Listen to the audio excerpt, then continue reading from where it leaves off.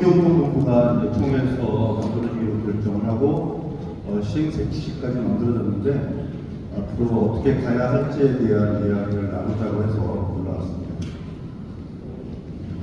우리 이성진 목사님 얘기 들어보니까 좀 암울하네요. 그리고 어렵겠다 생각이 드는데 암울한 면이 있으면 또 좋은 면이 있는 겁니다. 그래서 그런 면 쪽으로 한번 살펴보면 어떨까 생각을 해봤습니다. 오늘 제가 첫 번째 제목을 줄어가는 출생아 고인 그리고 늘어가는 고령인구 이주민 이렇게 첫 번째 제목을 삼았습니다.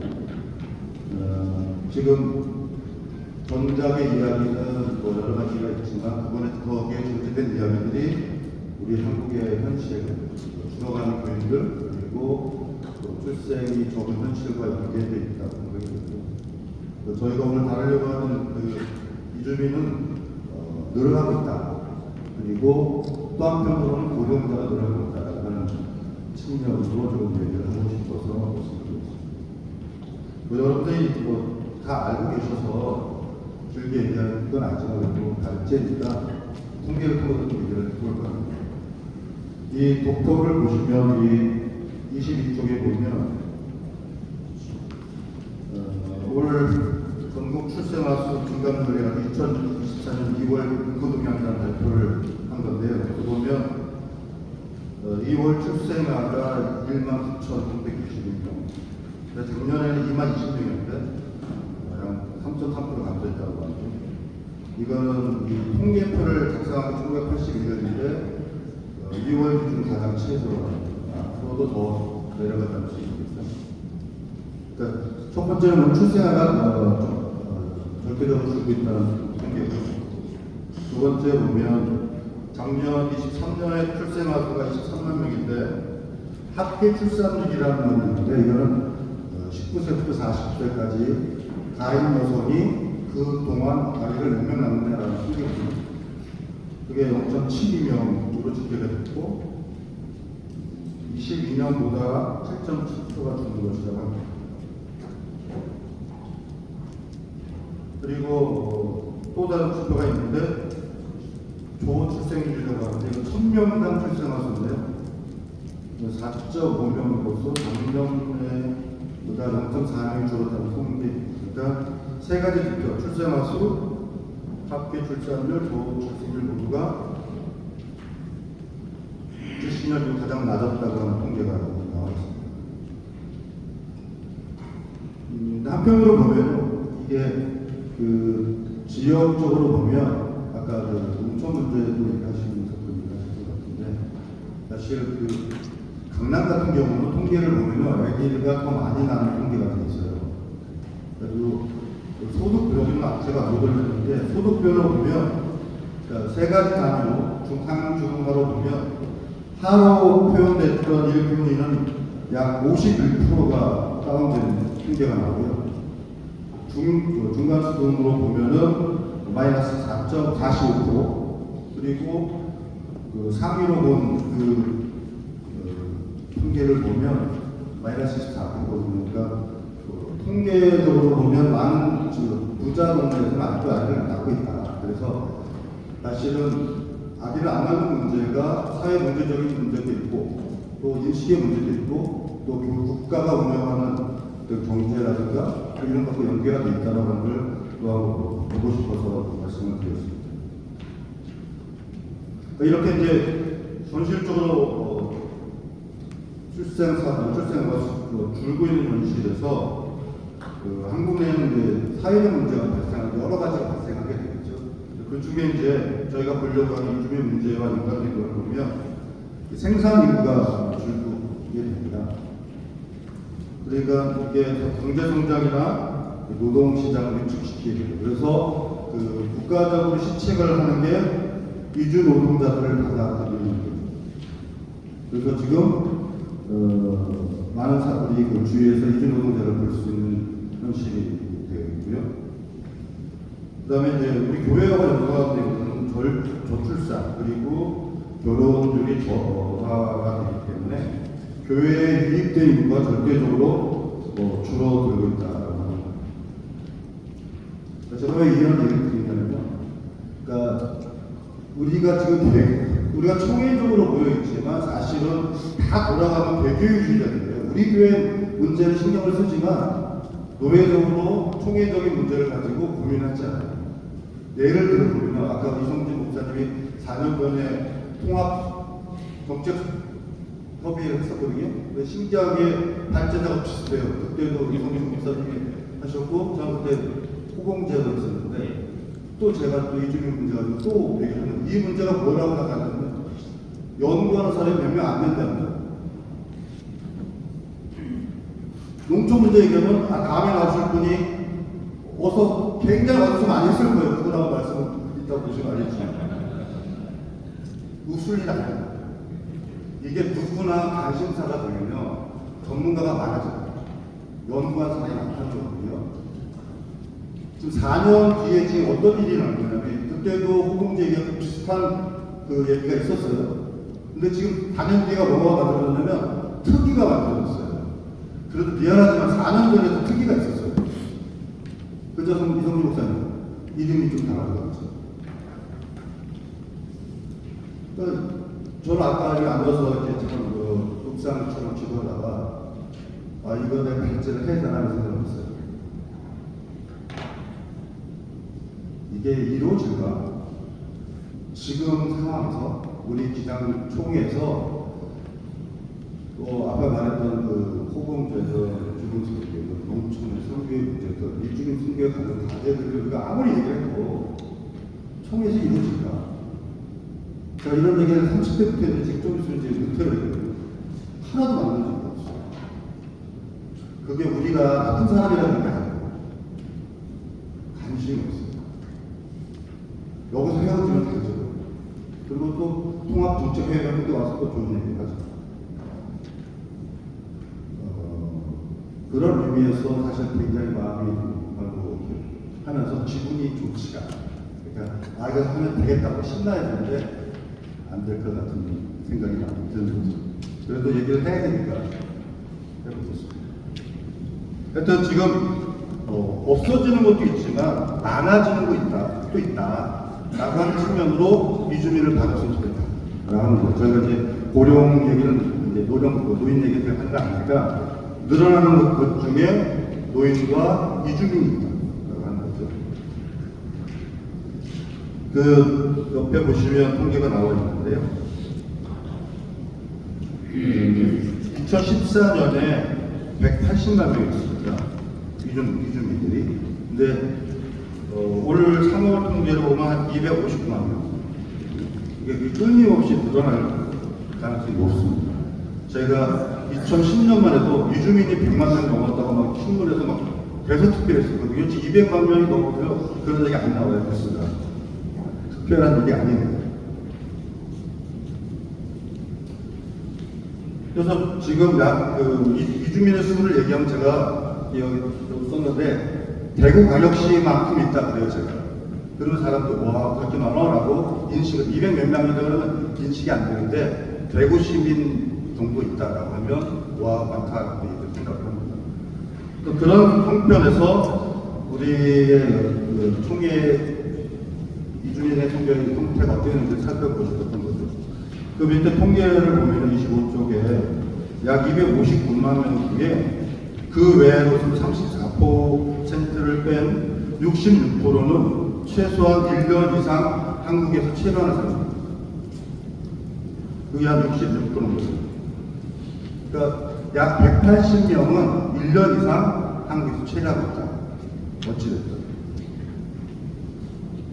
그래서 제가 이제 정부에서 어떤 일을 하고 있는지, 지방에서 어떤 일을 하고 있는지를 보여주고 싶어서 신문을 드렸는데요. 여러분, 우리나라에 고등학생이 유학생으로 온 거 아세요? 혹시 그 뉴스 들으신 분 있어요? 올해부터 고등학교 유학생이 옵니다. 들어왔어요. 경상도에.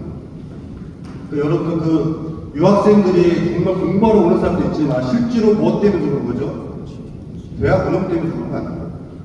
그래서 우리 하신거에서 지난번 금리신원 일부를 하게 된 건데 이제 그거 갖고 힌트를 얻은 거예요. 지자체가. 특히 이제 그 아까 경북이나 뭐 전남, 전북 이런 데 자꾸 줄잖아요. 그러니까 이 문제를 처음에는 어떻게 풀려고 했냐면 귀농, 귀촌 이런 방법으로 푸는데 별로 사람들이 안 오죠. 그러니까 상시적인 게 안 되니까 그런 상시적인데 또 다른 방법이 오는 거 고민을 한 게 뭐냐면 고등학생들 유치원. 고등학생들 유치원 뭐가 좋냐면요. 학생들이 들으면 가족이 될 수가 있어요. 합법적으로. 그러니까 한 명이 들어오는 게 아니에요. 한 명을 초청하면 최소한 2명 내지 3명이 오는 거죠. 지역으로 보면 지역 자체에 상주하고 있는 사람. 고등학생이 3년이잖아요. 3년 동안 최소한 그 초청한 수만큼의 외국인 가정이 있는 거죠. 근데 이게 계속 학교는 있는 거잖아요. 굉장히 우리가 볼 때는 유학생 몇 명이 왔다 갔다 하는 걸 보지만 지자체에서 보면은 계속 그 사람이 우리 그 지역에 살고 있는 거예요. 그만큼의 인원이. 그 머리를 쓰는 거죠. 그래서 지금 올해는 시범 사업을 하고 있어요. 그래서 이 시범 사업이 잘 되면 아마 제 생각인데 아마 그 밑에 전라남도, 전라북도, 경상남도, 경상북도, 강원도 이런 데는 거의 다 진행돼요. 처음에는 일반은 안 열고 지금도 이제 특수학교 있죠. 과학고등학교나 이런 국제고등학교를 통해서 처음에 수입을 하게 될 것이고요. 그 다음부터는 아마 일반 고등학교도 열어질 거고, 고등학교가 열어지면 어디가 또 열어질까요? 중학교도 열어지고. 이렇게 지자체에서는 자기의 그 현실의 문제를 어떻게든 해결하려고 눈을 뜨고 방법을 찾는 게 지금 지자체다. 이런 말씀을 드리려고 하는 거죠. 또 뉴스에서 보셨지만 서울시에서 올해 그 시범 사업이 있는데 가상노동자를 수입을 할 예정이라고 하는데 시범 사업을 할 겁니다. 그 밑에 박스로 되어 있는데 2023년부터 24년까지 정부가 펼치는 이주민 정책을 보면 일단 이민청을 설립하겠다고 해서 지금 각 지자체가 이민청 유치를 하겠다고 지금 나선 제가 살고 있는 인천도 재농촌청을 받아들이고 나서 연계성을 얘기하면서 이민청을 하겠다고 나서고 그러니까 이민이라고 하는 것이 지금 국가의 아젠다가 되고 있다. 아직 이민 사회라고 말하기 어렵지만 이민 사회를 가고 있다. 그 다음에 제일 많은 이주 노동자도 제일 많은 게 E9이라고 하는 고용 허가제로 들어오시는 분들이거든요. 이분들이 원래 해마다 5만에서 6만 명씩 들어옵니다. 이분들이 안 좋은 게 뭐냐면 4년 10개월 정도 하면 자기 나라를 가야 돼요. 그러니까 생산 능력도 좀 떨어지고 다 바꿔야 됩니다. 그리고 이 새로운 사람을 끊임없이 받아야 되는 불편한 점이 있어요. 그래서 저희가 이제 처음에 이주 노동자 제도를 바꾸려고 했을 때 상시적으로 일할 수 있는 비자를 만들어 달라고 했는데 그때 반대했거든요. 근데 지금 노동부나 법무부가 이 제도를 20년 정도 해보니까 그게 맞는 거예요. 그래서 만든 비자가 E7이에요. 이거는 배우자도 초청할 수 있고 가족들을 불러서 있을 수가 있는 거예요. 그러니까 5년 정도 있다 가야 되는 사람이 이제 한국에 계속 누적되는 사람들이 많아진다. 오랫동안 있을 수 있는 사람들. 그리고 올해는 특별히 5만에서 6만 명이 들어오던 그 사람들을 16만 5천 명으로 늘렸어요. 그러니까 10만 명 정도 더 늘린 거죠. 그러니까 기하급수적으로 지금 이주민들이 들어갈 가능성이 있다. 그 다음에 농촌에서 이제 계절 노동자들이 끊임없이 들어오고 있고 실제로 농촌은 계절 노동자 없으면 농사를 질 수가 없습니다. 그런데 비자 받는 게 되게 어렵고 굉장히 통제적으로 하고 있어요. 이거 뭐 다른 얘기니까 그래서 그런 상황이다. 국가로 보면 이주민들에 대한 준비를 아주 필요에 의해서 정책과 방향을 열어놓고 있다. 그들의 인권의 문제를 다른 영역으로 본다면 굉장히 적극적이다라고 하는 거예요. 그러니까 인구가 줄어서 교인이 줄고 있다면 거꾸로 늘어나는 이주민들을 교인으로 맞이할 준비가 지금 교단적으로 준비가 되어 있느냐라고 하는 얘기를 이주민 통계운동본부 차원에서 얘기하고 싶다. 그렇습니다. 이런 통계를 좀 보면서 우리가 가야 할 거를 힌트를 얻고 싶어서 통계를 냈는데요. 126쪽에 보면 목회 데이터 연구소에서 2022년 12월 달에 발표한 이주민들 종교인학 실태가 있습니다. 첫 번째 보면 이주민들이 종교에 관심 없는 사람들이 많아요. 일단 66%, 53%가 종교에 관심이 없다고 표시가 되어 있고요. 관심을 표명한 제일 많은 곳은 불교고, 그 다음에 현재 종교 갖고 있는 모르는 거죠. 그러니까 불교가 제일 많고, 개신교, 카톨릭 이런 식으로 이슬람이. 그런데 종교가 없는 이주민들한테 물어봤어요. 종교가 없는데 혹시 믿고 싶은 종교가 있니? 라고 물어봤는데 제일 많은 게 뭔지 보시죠. 45%가 개신교. 그러니까 이주민들은 아직 선주민과 달리 개신교에 대해서 훨씬 마음이 열려있고 좋은 마음으로 보고 있다.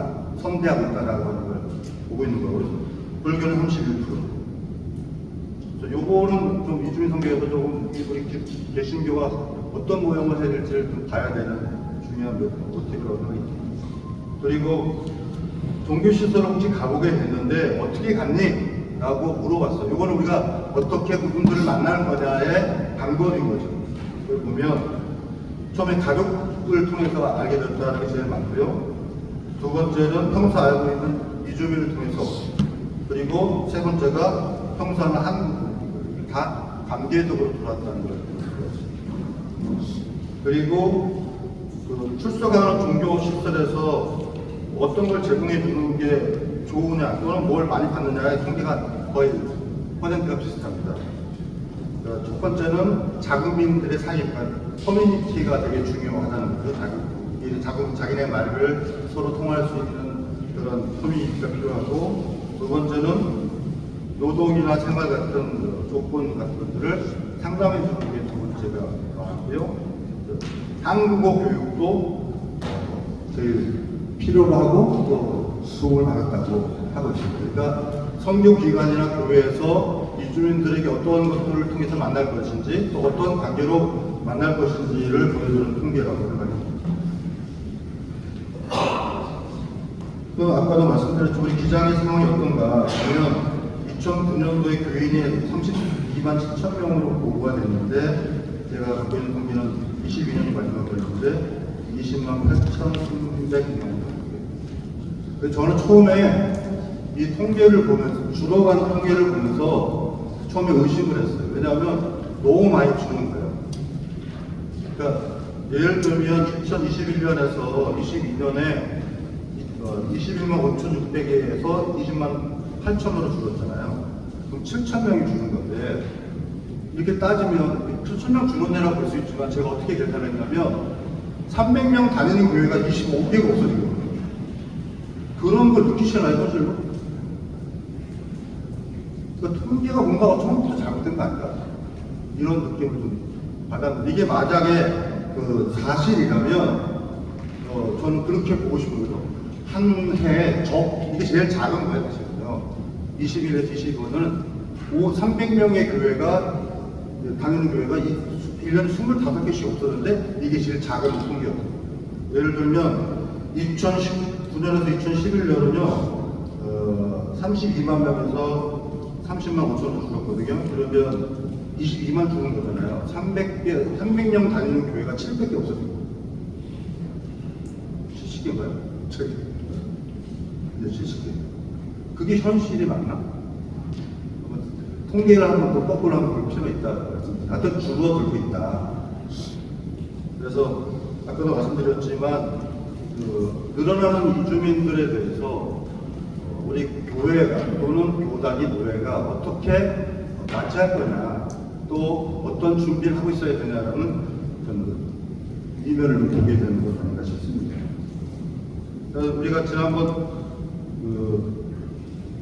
총회 때 이주민 선교운동본부를 설립을 허락해 주시고, 그리고 법도 시행사칙도 통과를 시켜주셨는데, 거기에서 보면 3조에 보면 이렇게 되어 있습니다. 목적이 기장 이주민 선교운동 공조는 다문화 사회로 접어든 한국교회 보편장애 변화를 위해서 이주민과 그 가족에 대한 환대와 사회적 선교적 실천을 통해 하나님의 사랑과 정의, 평화, 생명이 넘치는 공동체인 것을 기록한다. 저는 이거 첫 번째로 얘기하고 싶은데 환대의 이야기를 하고 싶습니다. 우리 그 기독교라고 우리는 보진 않지만 일반 사람들이 기독교 중에 가장 환대하는 공동체 어디냐 물어보는 사람들이 신천지라고 해요. 전 이렇게 질문을 하는데요. 신천지가 뭐 교리적으로 문제가 있고 뭐 이런 얘기는 제가 농담처럼 그렇게 해요. 그런 얘기 하지 말라고. 우리는 죽은 사람이 살아났다고 믿잖아. 그런 얘기를 하지 말자. 일반 사람들이 그걸 믿냐, 죽은 사람이 살아. 그런 논리의 문제는 우리도 할 말이 없다. 그런데 일반 사람이든 교회를 열심히 다니는 사람이든 신천지에 간다고 하는 것은 뭐가 있다는 거 아니냐. 우리는 그걸 발견하고 그것을 배워야 되는 게 의미가 있는 거지. 걔들 나쁘다, 이단이다 하는 게 무슨 의미가 있냐고. 근데 그 키워드가 저는 환대라고 합니다. 제가 이주민 그 봉사자랑 얘기를 하다가 친해지니까 이런 얘기를 하더라고요. 목사님 저 옛날에 신천지였어요. 그래요? 카톨릭 신자였는데 근데 처음에 몰랐는데 가다 보니까 신천지여서 자기가 데려간다고 다 됐구나. 그리고 신천지여서 가기 되게 미워요. 근데 이 말이 중요한 게 아니라요. 그 다음 말 정말 중요했어요. 목사님, 근데 저 신천지 그 사람들이요 또 만나고 싶어요. 그 사람이 이단인 거 알고 그 집단 이단인지 알고 자기가 끊어서 다 겪고 나왔는데 자기랑 만났던 사람 지금도 만나고 싶대요. 전화 걸어도 안 받긴 하는데 만나고 싶대요. 그러니까 저는 이 이주민의 문제가 그냥 선교의 어떤 블루오션이다 이런 것뿐만이 아니라 교회가 환대 공동체로 바뀌는 좋은 계기가 될 수 있다. 이런 얘기를 하고 싶거든요. 그러니까 불쌍한 사람한테 알아준다라는 그런 환대가 아니라 사람이 사람으로 대하는 나도 하나님의 자녀, 너도 하나님의 자녀라고 받아들이는 훈련을 우리 교회가 새롭게 할 수 있는 계기가 된다는 거죠. 이주민 소리를 통해서. 그런 관점에서 이주민 선교운동이 이루어졌으면 좋겠다라고 생각을 합니다. 그래서 그 환대를 대상화시키는 환대가 아니라 우리 선주민, 우리 교회 안에 있는 환대의 경험을 하는 장으로 삼았으면 좋겠다는 거죠.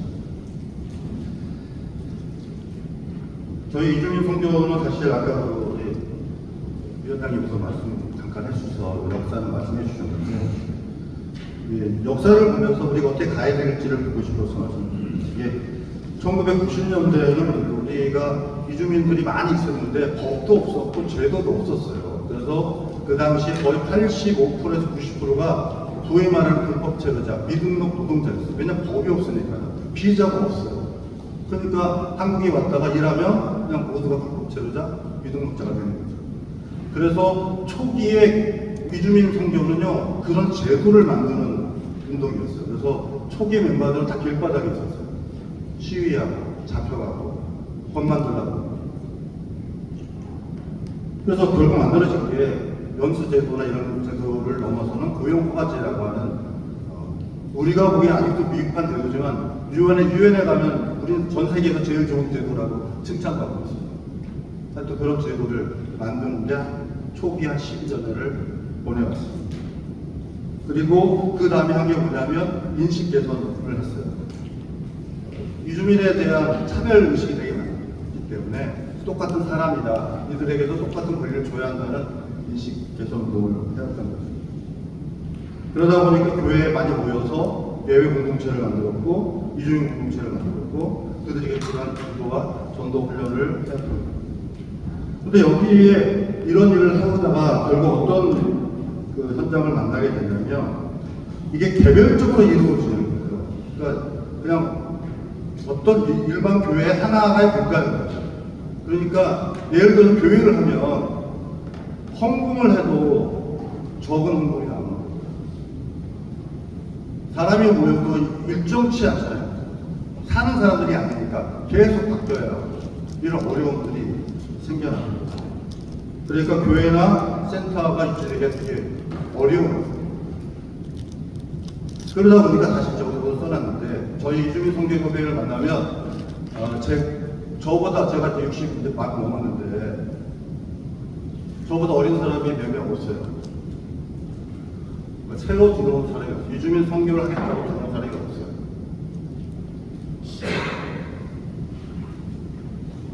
그냥 개인의 문제가 아니라 이주민 선교를 하면 모든 걸 자기가 다 풀어야 되는 거예요. 먹고 사는 문제서부터 그 사람의 문제를 해결해주는 일까지 다 자기가 혼자서 해결해요.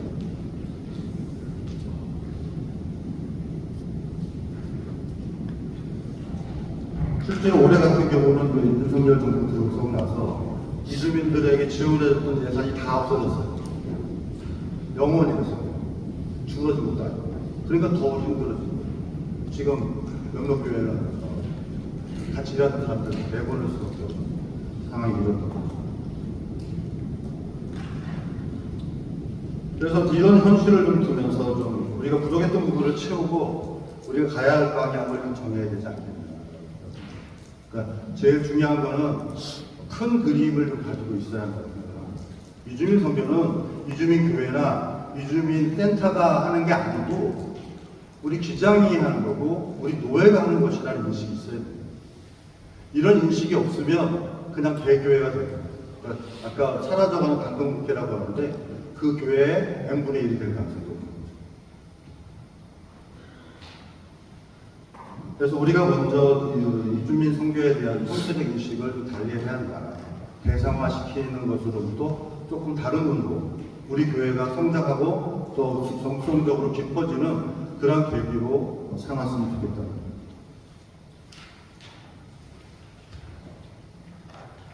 두 번째는 전문가가 좀 필요하다.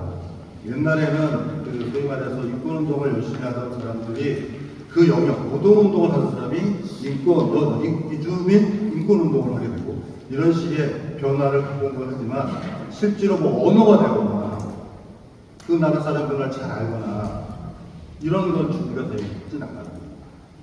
그러니까 지금은 이제 그러한 시대가 필요하다. 우리가 이제 다음에 토론에서 얘기하겠지만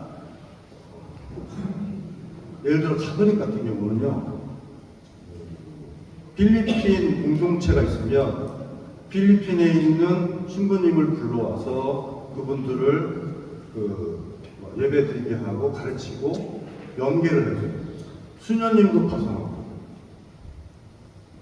근데 우리는 이제 예를 들어서 지금 그런 연계된 교단들이 있잖아요. 우리도 필리핀 교단도 있을 거고. 근데 그런 생각을 해본 적은 없는 거죠. 그냥 이주민 선교는 그냥 좀 열심히 하는 누군가가 따로 하는 것이라고 생각을 하는 거죠. 그러니까 그런 네트워크와 우리 자체적으로 그 일을 잘 감당할 수 있는 준비된 전문가가 필요하다. 그리고 세 번째는 그 선교 과제를 개인이 풀게 하면 안 된다. 최소한 노예 단위로 그 문제를 풀어나가게 해야 된다. 그래서 제가 나중에 말씀을 드리겠지만 예를 들어 사회선교사 제도가 있고요. 우리가 그 해외 협력 선교사 파송하는 제도가 있지 않습니까? 이런 것들을 좀 영감을 얻어서 어떻게 하면 더 지속 가능하고 그 전문적인 영역을 확보할 수 있는지 논의를 좀 해야 한다고 생각을 합니다. 그래서 제가 시행세책 중에 다른 건 다 사업에 대한 문제인데 조직이 할 수 있는 일이 있거든요. 그러니까 센터나 교회가 아닌 노예나 총회가 할 수 있는 일이니까 그게 저는 2항과 7항, 8항이라고 생각을 했습니다. 아까도 말씀드렸지만 이주민들은 지금 이주민 센터나 이주민 교회만 가는 게 아니고 실제로 여러 교회에 교인으로 교회를 참여하고 있어요. 한 명씩 또는 교회 친척이나 친구들끼리. 그래서 이거를 밖으로 내미는 것이 아니라 노예라고 하는 단위로 엮어서 네트워크할 필요가 있다라고 생각을 합니다.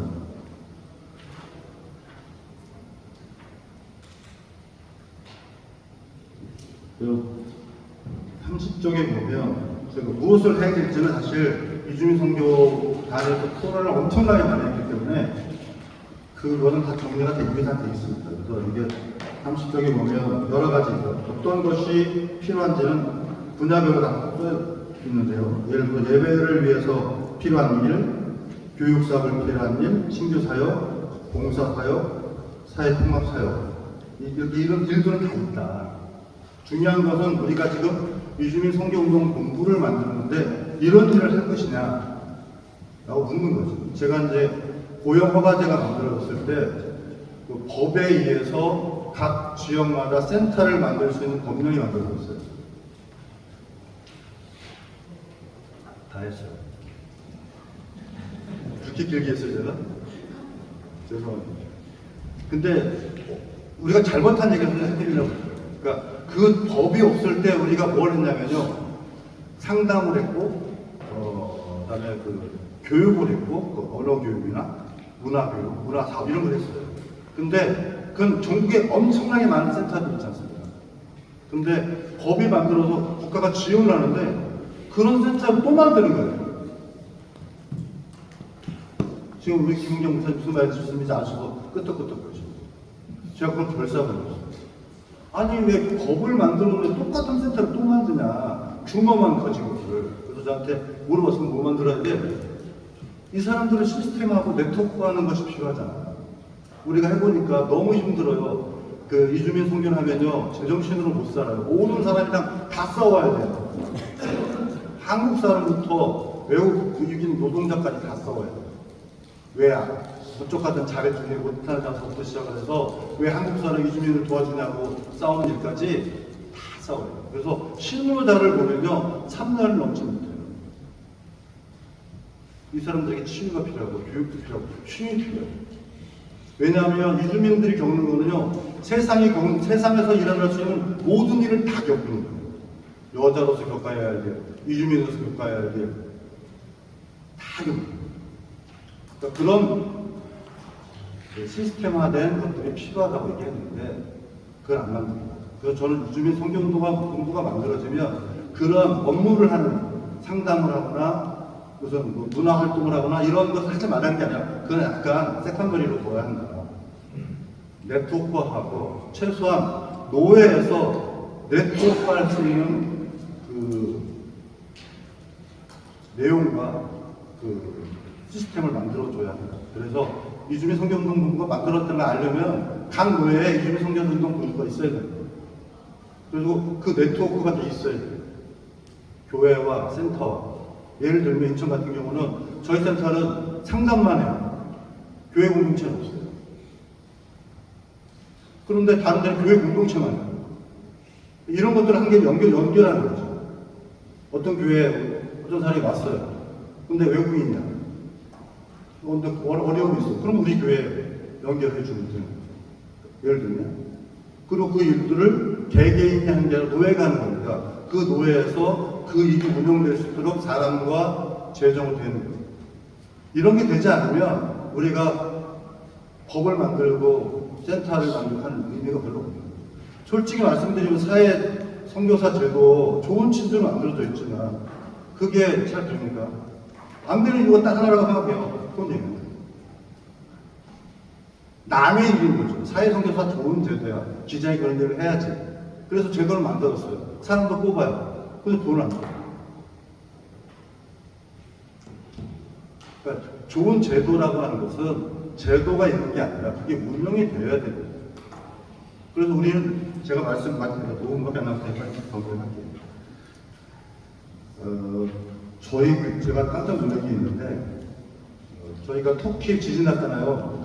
우리 헌금했거든요. 얼마 나왔는지 혹시 기억나세요? 얼마 나왔어요?